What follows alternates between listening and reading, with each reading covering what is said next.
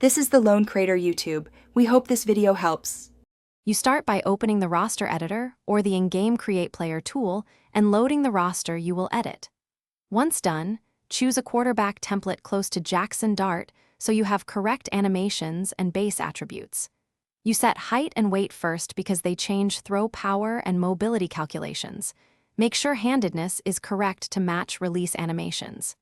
This gets you immediate, usable starting values and avoids, recalculating later when fine-tuning skills and traits.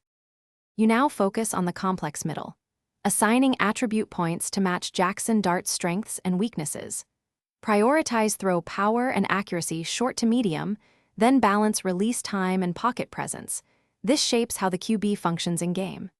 Next, tune mobility and awareness to reflect decision-making and scramble ability, and pick clutch or progression traits that affect late-game performance. Make sure to assign signature throws or animation sets so the player looks and plays like the real style during live plays. You finish by saving and exporting the roster, then immediately test the player in a practice drill and a preseason game to observe throw arcs, timing, and scrambles. Once you see real performance, make targeted tweaks to specific attributes or animations rather than broad changes. This preserves balance. If animations or targeting feel off, adjust release time and pass trajectories. If progress stalls, revert the last small change and retest. A single troubleshooting tip. If outcomes diverge wildly, reduce recently changed attributes by 1 to 3 points and run the same drill again. Thanks for watching. Consider subscribing if we helped you.